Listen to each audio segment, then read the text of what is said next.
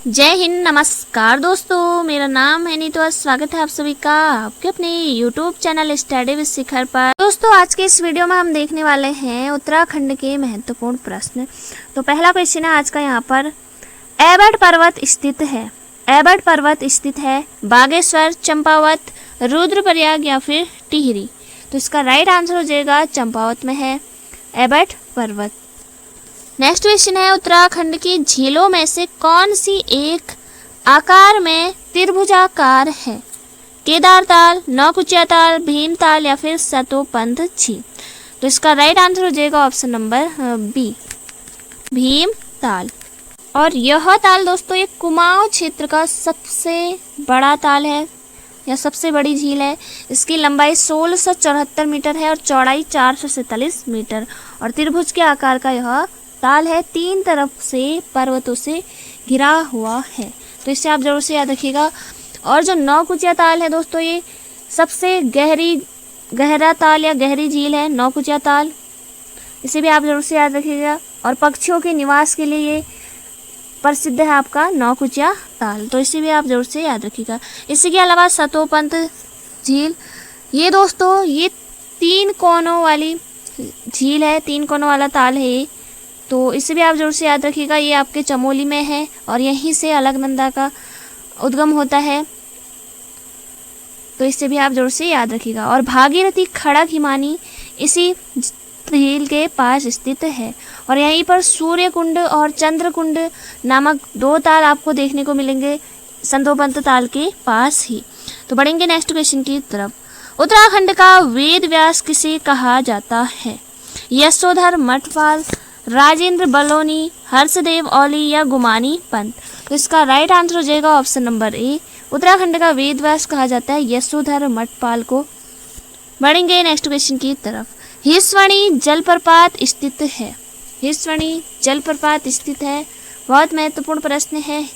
तो इसका right answer हो जाएगा ऑप्शन नंबर बी, अल्मोड़ा में है हिस्वणी जलप्रपात। इसी के अलावा दोस्तों अल्मोड़ा में एक और भी जलप्रपात है जिसके बारे में हम यहाँ पर देख लेते हैं। ढोकानी वाटरफॉल, ये अल्मोड़ा और नैनीताल के बीच में स्थित है। इसे आप जरूर से याद रखिएगा। इसी के अलावा मसूरी में भट्टा फॉल ये आपको देखने को मिलेगा। चक्राता के पास ही आपको टाइगर फॉल देखने को मिलेगा, टाइगर फॉल। और पिथौरागढ़ में बहुत से जलप्रपात आपको देखने को मिलेंगे। भुरमुनी जलप्रपात ये पिथौरागढ़ में है। इसी के अलावा भेलचोड़ा प्रपात ये भी आपके पिथौरागढ़ में है। विर्थी जलप्रपात ये आपके पिथौरागढ़ में है। तो बढ़ेंगे नेक्स्ट क्वेश्चन की तरफ।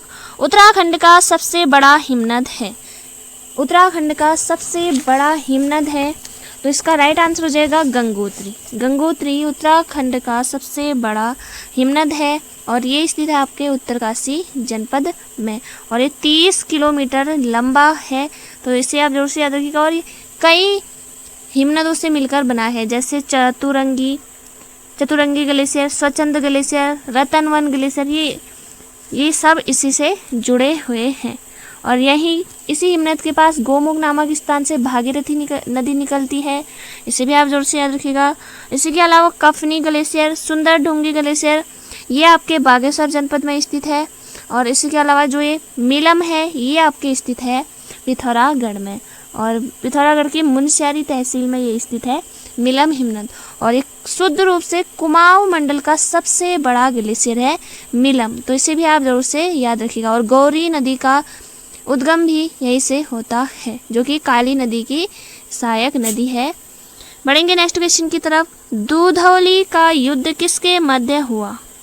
इसका राइट आंसर हो जाएगा ऑप्शन नंबर ए, ज्ञानचंद और फतेह शाह। ज्ञानचंद और फतेह शाह के मध्य हुआ था दूधौली का युद्ध। नेक्स्ट क्वेश्चन है, भूमि की सर्वप्रथम माप किस शासक ने करवाई थी? महेंद्र चंद, कल्याण चंद, लक्ष्मी चंद या फिर रतन चंद।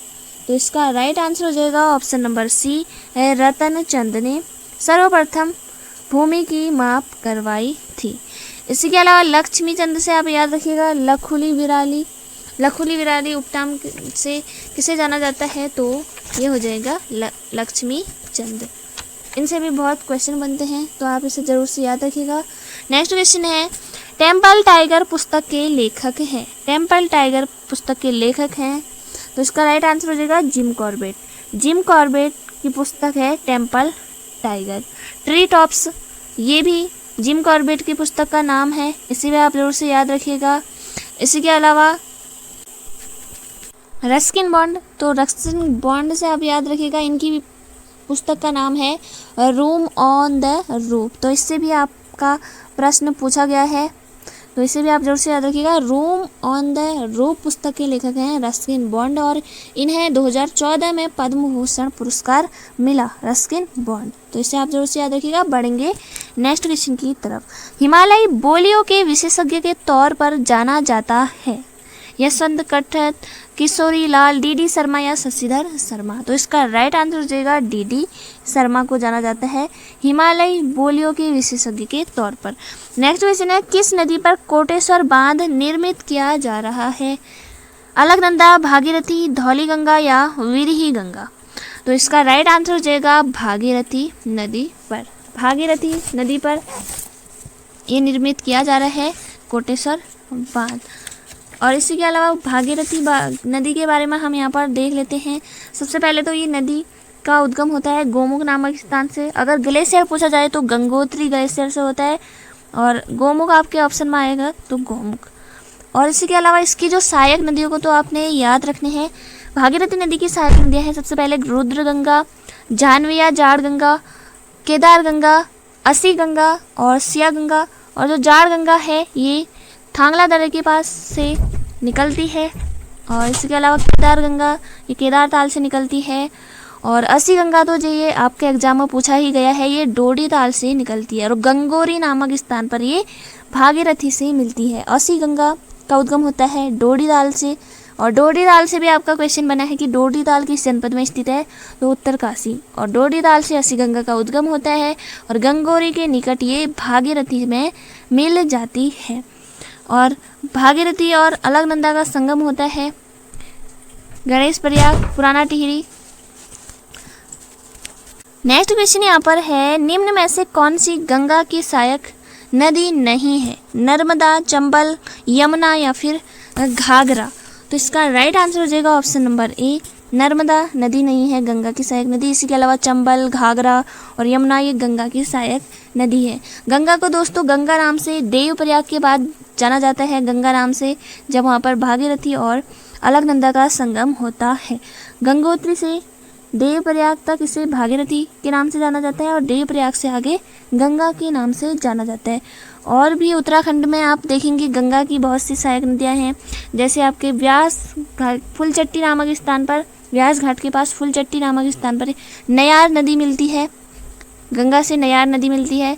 सोंग नदी मिलती है रायवाला के पास, जो कि देहरादून की प्रमुख नदी है सोंग नदी।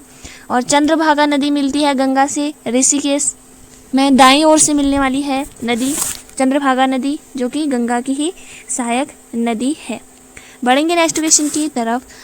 हेमकुंड लोकपाल झील के किनारे सिखों के कौन से गुरु ने तपस्या की थी? तो इसका राइट आंसर हो जाएगा गुरु गोविंद सिंह। गुरु गोविंद सिंह ने हेमकुंड लोकपाल झील के यहाँ पर तपस्या की थी। इसी के अलावा दोस्तों हेमकुंड झील के बारे में हम यहाँ देख लेते हैं। ये चमोली जनपद में स्थित है। आपको पता है हेमकुंड एक होम कुंड है, तो ये होम कुंड भी आपके चमोली में ही है रूपकुंड के पास। और लोकपाल या हेमकुंड भी ये चमोली में ही है। और यहाँ पर एक गुरुद्वारा भी है और लक्ष्मण जी का प्राचीन मंदिर भी यहीं है। और दोस्तों अलकनंदा की जो सहायक नदी है लक्ष्मण गंगा, लक्ष्मण गंगा जो कि अलकनंदा की सहायक नदी है, इसका उद्गम यहाँ से होता है, तो इसे आप जरूर से याद रखिएगा। और ये 7 पर्वतों से घिरी झील है लोकपाल या हेमकुंड। और होमकुंड अलग है, उसे आप जरूर से याद रखिएगा। नेक्स्ट क्वेश्चन है, नौकुचिया ताल कहाँ स्थित है? ये स्थित है आपके नैनीताल में। 9 कोनों वाला ताल है और पक्षियों के निवास के लिए प्रसिद्ध है, तो इसे आप जरूर से याद रखिएगा। बढ़ेंगे नेक्स्ट क्वेश्चन की तरफ। किस झील की आकृति अश्वखुर के समान है? अश्वखुर के समान है, तो इसका राइट आंसर हो जाएगा 7 ताल। 7 ताल अश्वखुर के समान है। और इसी से एग्जाम में क्वेश्चन पूछा गया था कि कुमाऊं की सबसे रमणीक झील कौन सी है? तो 7 ताल ही आपका राइट आंसर हो जाएगा। और 7 ताल में कौन कौन से ताल प्रमुख हैं आपके? राम सीता ताल और गरुण ताल, पन्ना ताल, पूर्ण ताल और नल दमयंती ताल, ये आपके, और जो 7 तालों का पानी है ये आपके वलियागाड़ नदी के माध्यम से इन तालों का जल गौला नदी में चला जाता है। नेक्स्ट क्वेश्चन है यहाँ पर, डोडी ताल किस जिले में स्थित है? इसका राइट आंसर हो जाएगा उत्तरकाशी में है और यहीं से असी गंगा का उद्गम होता है। डोडी ताल उत्तरकाशी में, इसी के अलावा खेड़ी ताल ये उत्तरकाशी में है आपका। काड़ा ताल या उसे जल रहित ताल कहते हैं, यह आपके उत्तरकाशी में ही है। नेक्स्ट क्वेश्चन है, निम्न में से कौन सी यमुना की सहायक नदी नहीं है? तो इसका राइट आंसर हो जाएगा गिरी, टोंसा, आसन, ये सभी नदियां जो हैं यमुना की सहायक नदियां हैं। तो इसे आप जरूर से याद रखिएगा। और यमुना नदी का उद्गम कहाँ से होता है? तो बंदरपुर पर्वत के दक्षिणी पश्चिमी ढाल से, यमुनोत्री कांठा नामक स्थान से होता है। और सहायक नदियाँ आपको याद रखनी है, एक तो टोंसा, आसन, गिरी तो आप सभी को पता है। इसी के अलावा हनुमान गंगा, कृष्णागाड़, बनाड़गाड़, कमलगाड़, ये यमुना की सहायक नदियां हैं। और 148 किलोमीटर की इसकी लंबाई है और ढालीपुर के पास से ये बाहर हो जाती है। और आसन नदी जो है ये आसारोड़ी नामक स्थान से निकलती है, इसे आप जरूर से याद रखिएगा। नेक्स्ट क्वेश्चन है, खतलिंग ग्लेशियर कहाँ स्थित है? खतलिंग ग्लेशियर कहाँ स्थित है? तो इसका राइट आंसर हो जाएगा टिहरी जनपद में है खतलिंग ग्लेशियर और यहीं से भिलंगना नदी का उद्गम होता है, टिहरी जनपद में है। बढ़ेंगे नेक्स्ट क्वेश्चन की तरफ। तो नेक्स्ट क्वेश्चन यहाँ पर है, अलकनंदा नदी का उद्गम स्थल है। अलकनंदा नदी का उद्गम स्थल उद्गम होता है संतोपंत हिमनद से, जो कि चमोली में है।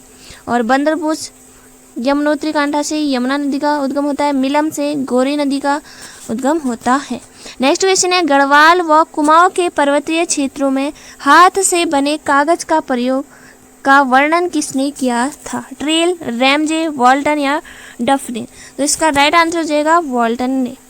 एग्जाम में पूछा गया प्रश्न है तो इसे आप जरूर से याद रखिएगा। नेक्स्ट क्वेश्चन है, रामगंगा नदी की लंबाई कितनी है? पढ़ेंगे नेक्स्ट क्वेश्चन की तरफ। रुद्रचंद को मुगल दरबार में बुलाने वाला शासक कौन था? तो इसका राइट आंसर हो जाएगा अकबर। रुद्रचंद को मुगल दरबार में बुलाने वाला शासक या किसके समकालीन था रुद्रचंद? तो अकबर। इसे आप जरूर से याद रखिएगा। बढ़ेंगे नेक्स्ट क्वेश्चन की तरफ। ज्ञानचंद का राज चिन्ह क्या था? ज्ञानचंद का राज चिन्ह क्या था? तो इसका राइट आंसर हो जाएगा गरुड़। गरुड़ इसका राज चिन्ह था। वैसे चंद राजवंश का जो राज चिन्ह था वो थी गाय। गाय चंद्रवंश की राज चिन्ह था और जो ज्ञानचंद है उसका राज चिन्ह था गरुड़। तो इसे आप जरूर से याद रखिएगा। और ज्ञानचंद पहला चंद शासक था जो कि दिल्ली दरबार में गया था, तो इसे आप जरूर से याद रखिएगा। और फिर ज्ञानचंद को गरुड़ की उपाधि किसने दी थी? तो फिरोज शाह तुगलक ने ज्ञानचंद को गरुड़ की उपाधि दी थी। और गोबासा ताम्रपत्र का संबंध भी ज्ञानचंद से है। नेक्स्ट क्वेश्चन है, रामगंगा बांध का दूसरा नाम क्या है? तो इसका राइट आंसर हो जाएगा कालागढ़ बांध। रामगंगा बांध का दूसरा नाम है कालागढ़ बांध। नेक्स्ट क्वेश्चन है, उत्तराखंड की दशकीय जनसंख्या वृद्धि प्रतिशत है। तो ये बहुत बार एग्जाम में पूछा गया है, तो ऑप्शन नंबर बी बिल्कुल राइट आंसर हो जाएगा। 18.80% ये उत्तराखंड की दशकीय जनसंख्या वृद्धि है। नेक्स्ट क्वेश्चन है, उत्तराखंड के प्रथम मुख्य सचिव थे, ये थे आपके Ajay Vikram Singh. Option number C बिल्कुल सही हो जाएगा। नेक्स्ट क्वेश्चन, प्रसिद्ध त्रिजुगी नारायण का मंदिर किस जनपद में स्थित है? तो ये है रुद्रप्रयाग में। त्रिजुगी नारायण मंदिर ये रुद्रप्रयाग में है। नेक्स्ट क्वेश्चन है, गढ़वाल दर्शन पुस्तक के लेखक हैं। गढ़वाल दर्शन पुस्तक के लेखक हैं शिवानंद नौटियाल। आपका राइट आंसर हो जाएगा शिवानंद नौटियाल गढ़वाल दर्शन पुस्तक के लेखक हैं। नेक्स्ट क्वेश्चन है, 1000 गायों को दान करने वाला शासक था। तो इसका राइट आंसर हो जाएगा जगत चंद। जगत चंद, इसे आप जरूर से याद रखिएगा। जगत चंद 1000 गायों को दान करने वाला चंद शासक था, जगत चंद।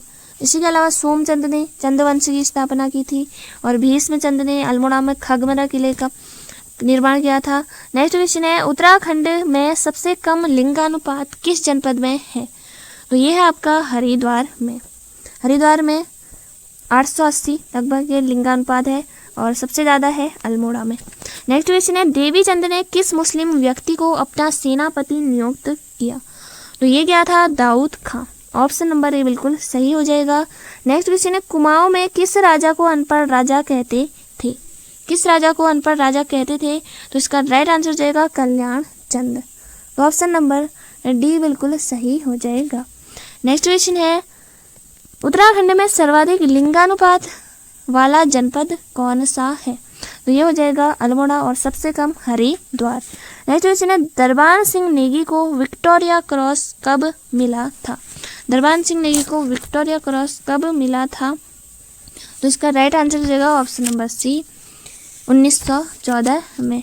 इसी के अलावा गब्बर सिंह नेगी को कब मिला था विक्टोरिया क्रॉस? तो 1915 में। नेक्स्ट क्वेश्चन है, मोहम्मद शाह रंगीला को भेंट भेजने वाला शासक था?